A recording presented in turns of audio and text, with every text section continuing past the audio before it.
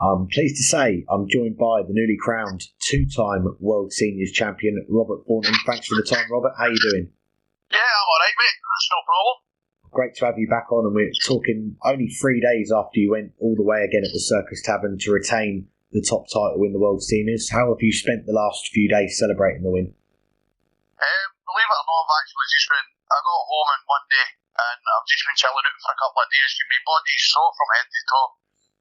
Well, it seems to be a tradition now on this show. Each February we'll watch the World Seniors Championship and we'll have you back on as a guest after you win it. Can we pencil you in for another chat in February 2024? Well, let's hope so, mate. Fingers crossed.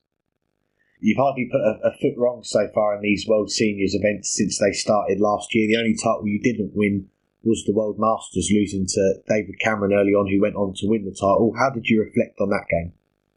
Well, to be honest with you, I made a mistake. I don't usually watch my opponent's game, but I watched his game. And he played steady, and I thought, well, if I go up and I play my darts, I can beat him. But it was on me. I took him too lightly then, and I won't do that to another player again. After that game, did you sense that David could go all the way? Did you watch much of the rest of the tournament? Yeah, to be honest with you, if you watch him, he was probably the steadiest player in the tournament, and he did well getting over the line. Do you know what I mean? The occasion could have got to him, but he didn't let it, and he just kept going. Well, that was in May of last year. 2 months later, we had the World Seniors match play and some close games all the way through on your run to the title. None closer than against Phil Taylor in the final, who was 8-6 up before you come back to win it 12-10. So what did that win mean to you? Yeah, I think before that, I was behind him with Matt Madden and all, and I come back and won 4-5 legs in the draw. And I just, what I keep saying to myself is just keep your head down and keep going. Do you know what I mean? It's not finished until they say game, set, and match. 2 out of 3 of the seniors title last year, and you almost picked up another title in the PDC. You got to a semi-final and a final on the Challenge Tour. They're tough weekends with 5 events. How pleased were you with those runs? Yeah, it just shows that I can still throw darts with them, and I can pull out the results. And well, I'm quite happy doing what I'm doing, and it's less hassle, to be honest with you. Fair enough, and a lot of people, they believe you can still do some damage on the Pro Tour. I'm sure you believe the same, but in January we didn't see you at Q School. Was that in order to focus on the World Seniors this year? Yeah, I believe I can still play against them, but yeah, I wanted to concentrate on the seniors this year, and I wanted to come back and defend the titles I've got, and hopefully win another one or two. Well, we'll see what the year brings. You're having a lot of success in the seniors. You mentioned before about there's less travelling to do, but the rewards, they're still there in these TV events. Do you think you'll ever try and get back your tour card, or is it never say never? I would never say never. I mean, I'll maybe give it a chance. And the next year, I'll see how we go on this year and see how we go on. And I'll consider it, but I can't see me doing it next year because if I win it, I want to go back and defend the seniors again and see how we go on after that.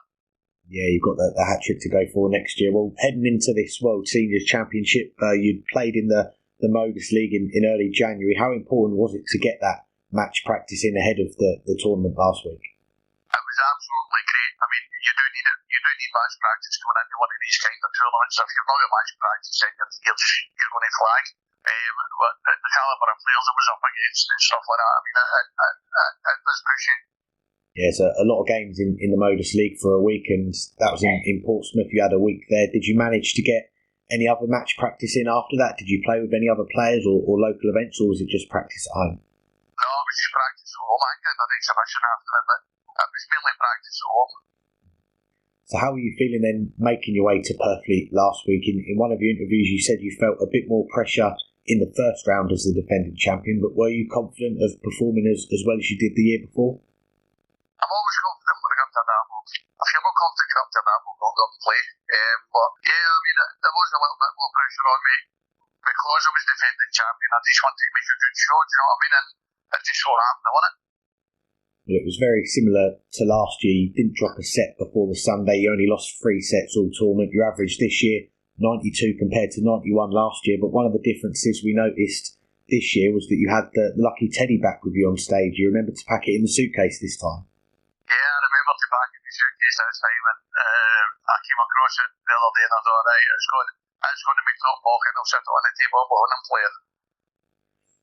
Glad to hear. Well, the highlight performance from the week, the quarterfinals against Neil Duff, the 98 average, your highest in a match on TV since 2016. When you play that well, how much confidence did you take from that game? You've got to get a lot of confidence when you're playing like that, you know what I mean? But to be honest with you, I mean, I come off and I says, I didn't think it was that great. And they says, are you joking? It's a 98 average. And sometimes when you're in the middle of a game, you don't think you're doing well.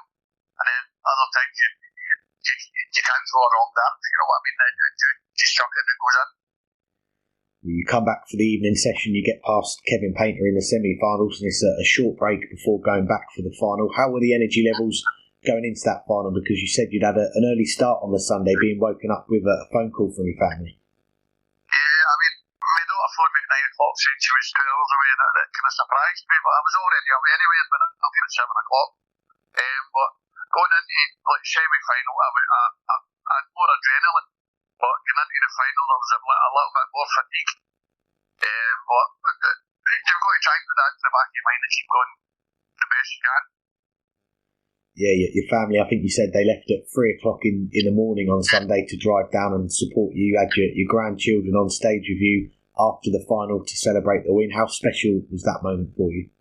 Oh, that was amazing. That tops amongst the top. That does. It was amazing to have them there, but it was even more amazing to have them on the stage. I mean, my oldest grandson, he doesn't do stuff like that. He comes straight on the stage, and I just thought it was absolutely brilliant. Good times, yes, and good pictures for the family photo album, I'm sure. And the final with Richie Howson, you raced into a 3-0 lead, and I felt the timing from you was a factor. Legs where you'd get back into it with a 180, then clean up the finish in the next visit. Do you feel like that, maybe the big stage experience you had, that made a difference?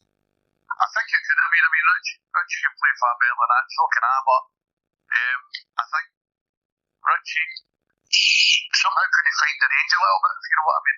There was legs he could find it and other legs that he couldn't find it, but we all get like that. I mean, we have good legs and bad legs that you can't find the rhythm and you can't find the range, and I think it was just, I knocked him down and I just tried to keep my head, you know what I mean. I know it looks as though I beat myself up on the stage, I always do. I even do it if I hit a 180. I mean, it keeps me focused, if you know what I mean. Yourself, you've been one of the success stories of the seniors. Richie Howson as well, we've got to mention him. He came through the qualifiers again to get in the field this year, and he won one of them. He kept going back and winning them. He's also got a spot in the Champion of Champions, which he's going to go up against you. So do you think him getting to the final, that's going to persuade other players, maybe over 50, to give the seniors tour a go? To be honest with you, I think you should. There's a lot more dart players out there over 50 that want to play darts, that are really good dart players, but they don't know how to go about it. Get online, have a look up the seniors, that'll tell you all the instructions where all the tournaments are, and just enter them. And one of the ones we could see make their seniors debut soon is your former World Cup partner, John Henderson. How much would you like to see him get on that stage again? I'd like to see him up there, yeah. As long as it's not against me, I'm okay. But I'm only joking, no. It would be good to see John up there, see how he gets on. He played well on the modest online stuff, and it's a good stepping stone. Well, like I said, your performances last week, very similar, high standard to the previous year. The only foot wrong was the miscount, taking out the 72 instead of 92, but we think that John Park's 129 instead of 119 takes the miscount of the week. Did you see that one? No, I've actually missed that. I'll put that on YouTube shortly and have a look and have a laugh. Everybody else laughed at me, so I might as well have a laugh at him. But I thought the 25 was in. The 25 looked in. It was really, really close to the wire, but stuff happens, and you've just got to get up there and try and switch off. But I was too busy laughing to myself. Yeah, we saw that. We thought you might have thought it was a 25. Definitely give Johns a watch as well. And away from the seniors, I saw on Twitter, I think you're off to the Premier League in Glasgow this week. How much are you looking forward to that? Yeah, there's myself, my wife, my granddaughter, my boyfriend, and my oldest grandson. We're all going up. We'll go up and see how. Just come for a nice night, enjoy ourselves, and head back home. It's well deserved. And speaking of big arenas in Scotland, I was fortunate to see the Proclaimers on their tour a few times last year, including in Aberdeen. Did you manage to see Craig and Charlie on their return? No, I didn't know it. I was just too busy, but I'm not really a concert person. I'd rather sit in the house and listen to music than go to big crowded concerts and stuff like that. Fair enough. Well, just lastly, back to your darts to finish up, and next on the seniors is the Champion of Champions. You said on Sunday you want to try and do the clean sweep of the seniors event. So what's the plan for the next few weeks to get yourself ready for Blackpool once you've had a bit of a rest? I'll have a little bit of a rest, and I'll get back to the practice board. I've got an exhibition and so hopefully I'll be prepared for it, and hopefully we'll win it. Robert, it's a pleasure to chat. We appreciate you taking out the time. Congratulations on retaining the World Seniors title, and we wish you all the best for what else is to come this year as well. Thanks very much, mate. Nice talking to you.